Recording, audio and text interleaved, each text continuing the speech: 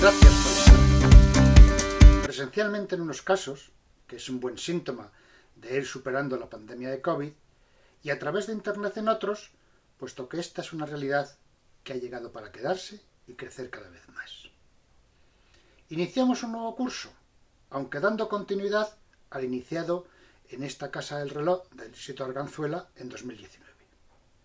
Llegamos ahora a la contemporaneidad. Vamos a ver lo que es y el sentido o utilidad de la historia. Empecemos.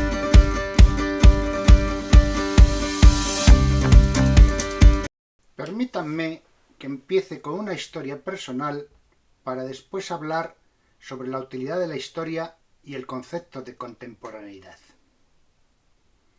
En 1904, mi tío abuelo Alberto, natural de Logroño, pero que vivía y trabajaba en Madrid, tenía una relación epistolar cada vez más intensa con Patrocinio, una chica de Logroño a la que conocía desde la infancia por la amistad entre las familias, pero que seguía residiendo en la capital riojana. Las cartas eran diarias. En la última, enviada por Alberto, le proponía matrimonio.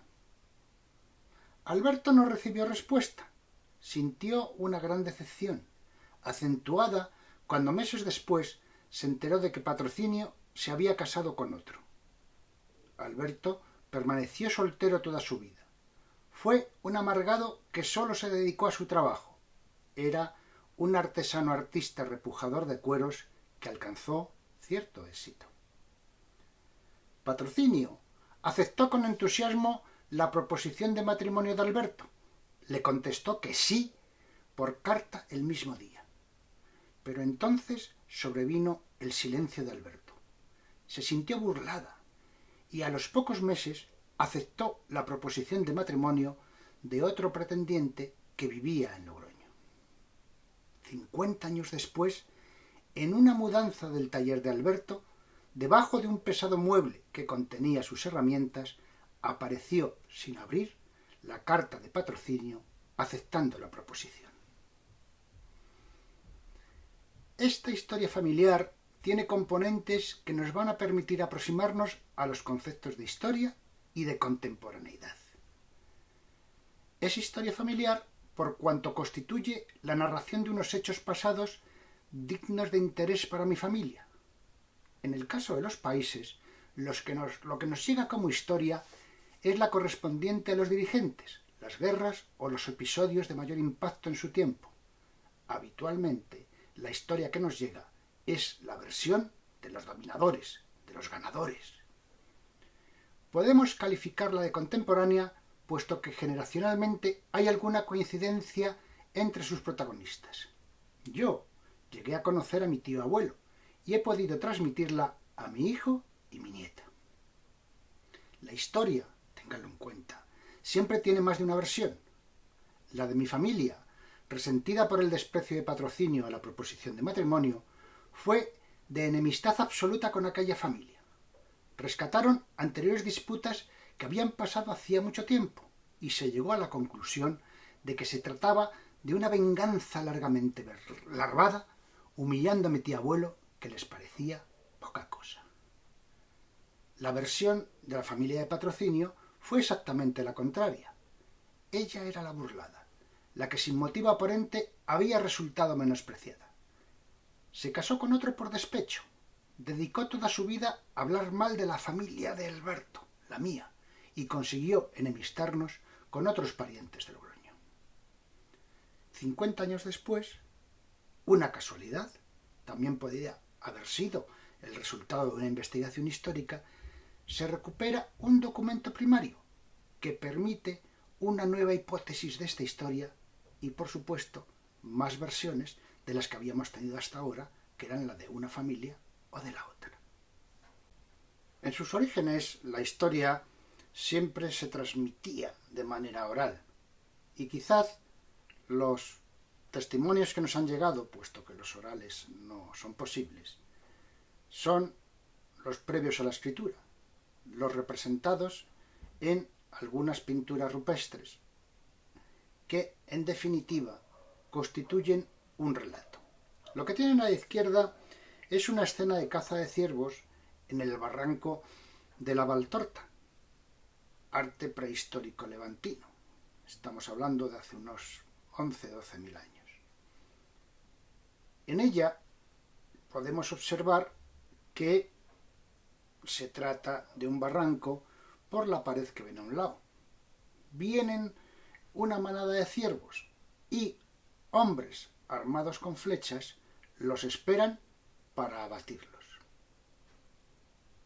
Aparte de la caza en comunidad, que es una de las primeras lecturas que nos ofrece esta historia, es que podemos imaginarnos que existe un barranco, la pintura está en un abrigo de ese barranco y, por tanto, que esos ciervos que huyen despavoridos son asustados o empujados desde otra parte del barranco por hombres que intentaban llevarlos hacia la zona donde estaban los arqueros. Desde sus inicios evolutivos, los seres humanos han sentido la necesidad de entender y comunicar sus orígenes y describir el entorno que les rodeaba, su mundo conocido. Los pueblos primitivos dibujaban en la arena esbozos de mapas para orientarse y describir rutas hacia cazaderos, indicando los ríos, montañas y collados que podían encontrarse desde su cueva, cabaña o tienda de pieles, hasta esa reserva de alimento. En el Neolítico, con la agricultura, mejoró el detalle de las ubicaciones de los cultivos e incluso sus dimensiones precisas. La guerra y las disputas con vecinos incrementaron la necesidad de conocer el terreno. También desde los orígenes, posiblemente con la utilización del fuego, Homo erectus hace 800.000 años, con el que se incrementó la sociabilidad y probablemente el lenguaje, comunicación, trata de entenderse el mundo, los orígenes, historias de familias en que la familia líder del clan se funde con leyendas capaces de explicar el mundo, las llamadas cosmogonias. La mezcla de leyenda y realidad exagerada de los que ostentan el poder, que a su vez se atribuyen el monopolio de la relación con los dioses, constituyen las primeras epopeyas, el relato de los orígenes épicos de los poderosos. Esas leyendas repletas de fantasía constituyen el soporte para entender los orígenes. Transmitidas oralmente, las versiones y las exageraciones se multiplican. El dominante de cada tiempo las ajusta al incremento de su gloria y trata de borrar las referencias de sus antecesores y, sobre todo, de sus enemigos. En un mundo analfabeto, solo esos poderosos reyes, sacerdotes y grandes guerreros tienen la oportunidad de dejar esas narraciones escritas en barro, piedra, cuera o papiro. En el siglo V a.C., un ateniense llamado Tucídides es el primero que nos deja un relato de la guerra del Peloponeso entre Esparta y Atenas, en el que no hace referencia a la intervención de dioses y trata de aportar datos y pruebas. Se le considera el padre de los historiadores, pero carecemos de elementos para contrastar su obra. Podemos decir que la guerra del Peloponeso fue su guerra, en la que participó, y en esa proximidad parecida al que puede tener el que afrenta la descripción de la historia de su familia. Historia según el diccionario de la Real Academia Española, donde nos explica que procede del latín y a su vez del griego. La primera acepción es narración y exposición de los acontecimientos pasados dignos de memoria, sean públicos o privados. También es historia la disciplina que estudia y narra cronológicamente los acontecimientos pasados. O asimismo, una obra histórica compuesta por un escritor. La historia de Tucídides, al que he mencionado, la de Tito Livio, la de Mariana. También la cuarta acepción hace referencia al conjunto de los sucesos o hechos políticos, sociales, económicos, culturales, etc., de un pueblo o de una nación. Y, finalmente, la quinta acepción se refiere al conjunto de los acontecimientos ocurridos a alguien a lo largo de su vida o en un periodo de ella.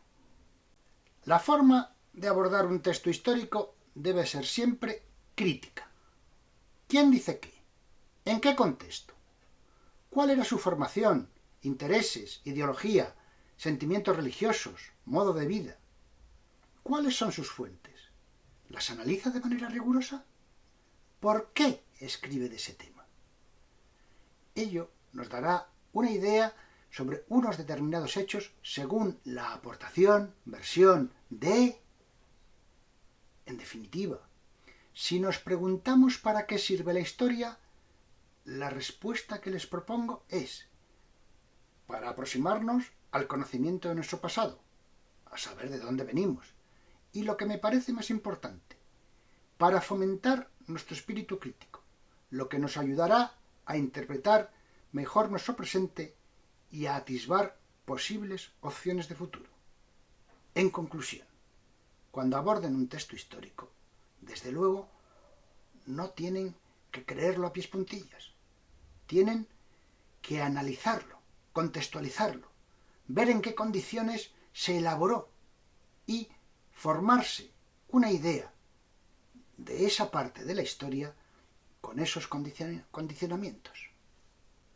La categorización de la historia en prehistoria, antigua, media, moderna, contemporánea, son recursos didácticos de los historiadores.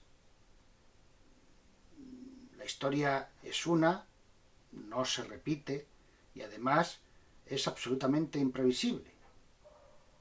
Nadie tenía idea hace año y medio de la epidemia del COVID o los habitantes de La Palma del volcán que iba a entrar en erupción en esos mismos días.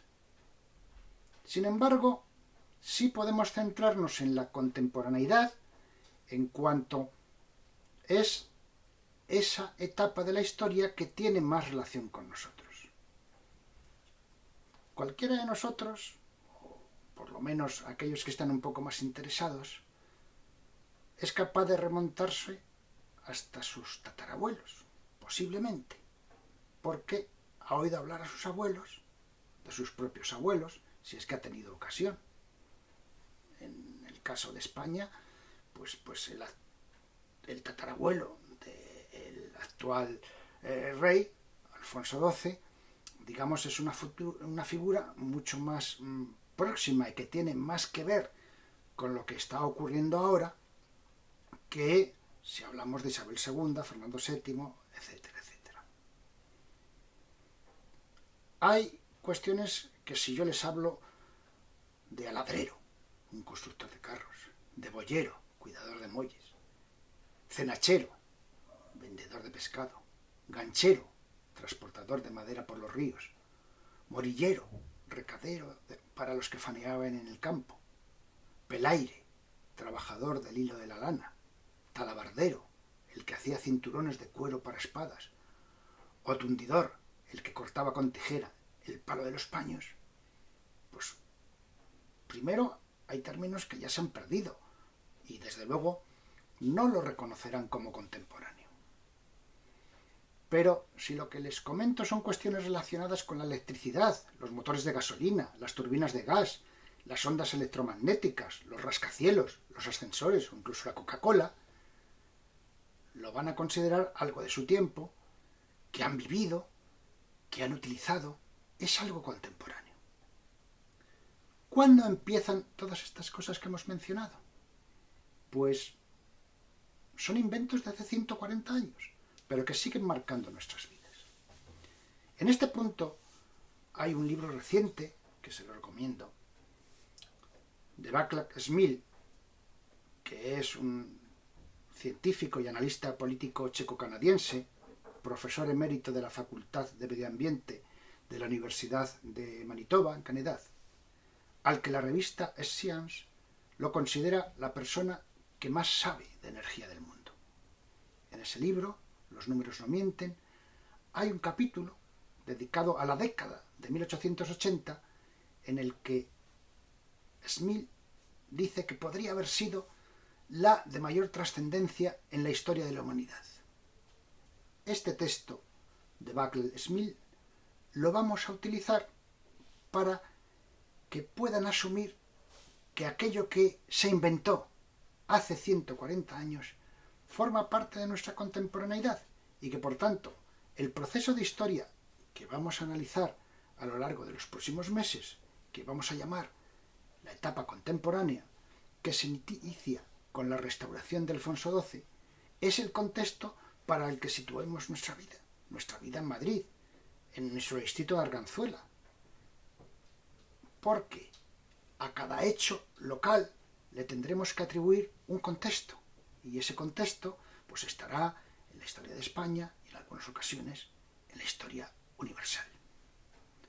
Vamos a revisar de más antiguo a más moderno algunos de los inventos que le sirven a Václav Smil para decir que la década de 1880 fue tan trascendente.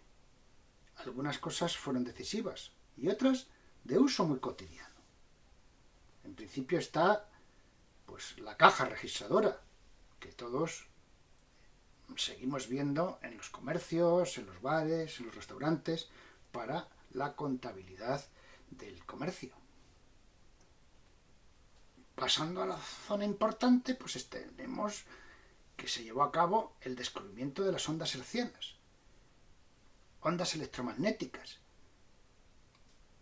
cuya longitud de onda es diferente a las ondas de luz que percibimos con nuestros sentidos, pero que están en la base de los rayos X, la radiación ultravioleta, visible e infrarroja, las microondas, las ondas de radio. Las ondas hertzianas son la apertura al mundo inalámbrico que hoy está presente. También constituyó el inicio de la electricidad comercial. El laboratorio Volta había creado una pila, se había generado electricidad, aunque y se conocían algunas de sus propiedades. Pero la electricidad sola, nos dice Václav, sin microchip, es suficiente para hacer un mundo sofisticado y próspero. Lo teníamos ya en los años 60 del siglo pasado. Sin embargo, un mundo como el actual, gobernado por los microchips, depende por completo del suministro de electricidad, cuyo diseño permanece en deuda con los sistemas de generación térmica e hidroeléctrica, ahora con lo del precio de la luz lo tenemos muy presente, que alcanzaron un nivel comercial de mercado en 1882, y todavía nos proporcionan más del 80% de la electricidad que consumimos. ¿Qué decirles, por ejemplo, también del tranvía eléctrico, el sistema de tren ligero, uno de cuyos herederos, aparte de tranvías, es el metro, y que empezó a funcionar en Europa. En la imagen tienen el de Berlín de 1880 y en Estados Unidos pues se generalizó también a partir de esos años.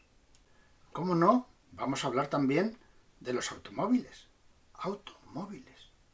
Carros de los que no tenía que tirar un caballo o una mula, que se movían con un motor de gasolina y que a su vez fueron los inspiradores de los motores diésel.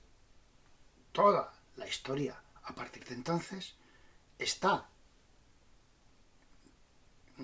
presente, vivida en torno a automóviles. La plancha eléctrica, patentada en 1882.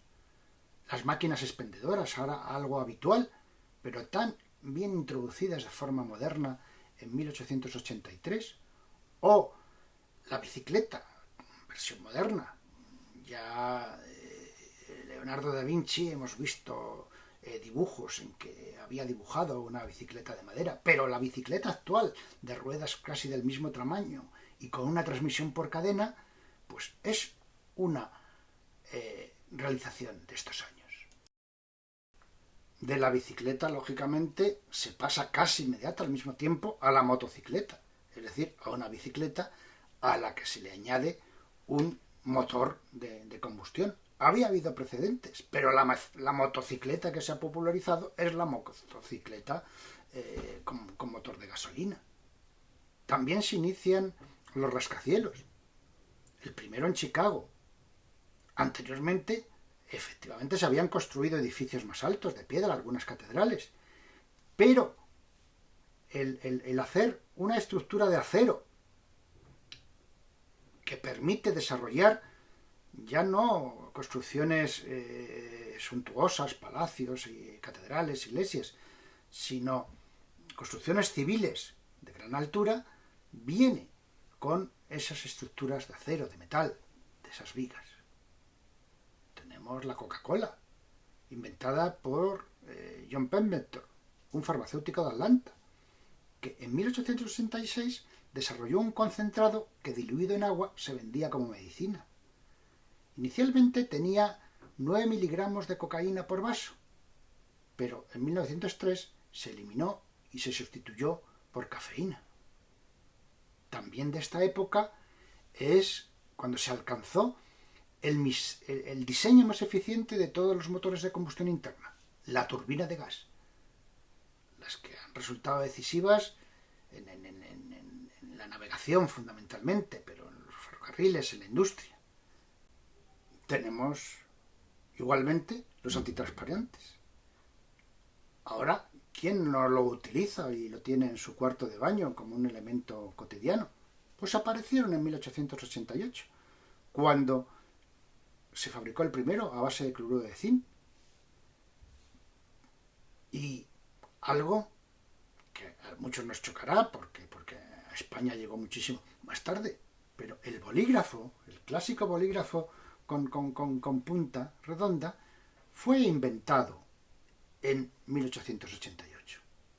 Al igual que la puerta giratoria, la que elimina las corrientes de aire y que está prácticamente en todos los edificios comerciales y públicos como punto de acceso. Otro invento sencillo de la época. U otro más decisivo, el ascensor eléctrico, el que permitía acceder a las plantas altas con comodidad de los nuevos rascacielos. Había habido ascensores anteriores, pero de tracción humana. En el Coliseo de Roma, en el Imperio Romano, a las gradas altas se accedía en unos cajones que manipulaban unos señores que le daban a la rueda. Pero el primer ascensor eléctrico, el ascensor que conocemos, el que tenemos muchos en nuestras casas, es de esta época. Y saliéndonos de las referencias de Smil y centrándonos en Europa, pues hay otros inventos de la década de 1880 que son absolutamente decisivos. ¿Qué voy a decir aquí, en donde la mayoría de nosotros somos pensionistas? La seguridad social se inventa en 1883, en Alemania, pionera en crearla. Luego siguieron el Reino Unido, la República Francesa, la Iglesia Católica con la encíclica Rerum Novarum. En España, también en 1883, se inició ese camino, pero en nuestro caso sería mucho más lento y tortuoso. Lo que se crea en 1883 es una comisión de reformas sociales en el Parlamento, en las Cortes, que se encarga del estudio de las cuestiones que interesan. Pero hasta 1900 no se crea el primer seguro social, con la ley de accidentes de trabajo, y en 1908 apareció el Instituto Nacional de Previsión, el INP, que muchos recordarán, con la llegada de la transición, con la Constitución, el INP fue fragmentado en lo que hoy conocemos como el INS, la Tesorería de la Seguridad Social, el INSERSO y los servicios de salud. El INSALUD primero y luego transferido pues el Servicio Madrileño de Salud, el castellano manchego, el andaluz, etc.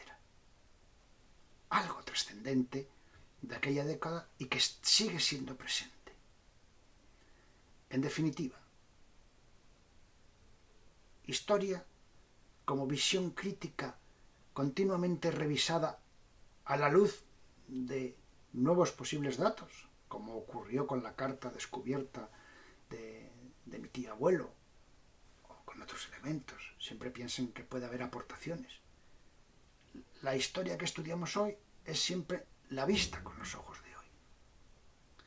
Y centrándonos en lo contemporáneo, en aquello que nos resulta más familiar, más conocido, porque o bien nosotros o nuestros padres o nuestros abuelos todavía han convivido. Seguramente los nietos de nuestros nietos hablarán de contemporáneo a partir de Internet, de los chips, y esto pues les parecerá tan pasado como nos parece ahora a nosotros el oficio de talabardero. A esto nos vamos a dedicar en los próximos meses, a hablar de historia contemporánea, de la historia más próxima, de nuestro barrio, de nuestro distrito, de Madrid, de España, contextualizándola en cada caso, porque estamos en un mundo cada vez más globalizado, más interrelacionado, siempre lo ha estado, pero hoy, cuando hay un problema en China o en América, nos afecta muchísimo más rápido que nos ha afectado en otras épocas de la historia. Les agradezco su atención. En la próxima sesión entraremos en materia, con el asalto del general Pavía al Congreso de los Diputados y la restauración de los Borbones. Poco a poco, en las siguientes sesiones, iremos insertando y contextualizando elementos de la historia de nuestro distrito de Arganzuela. Si les ha gustado y he conseguido provocar su espíritu crítico, vamos por el buen camino. Nos vemos.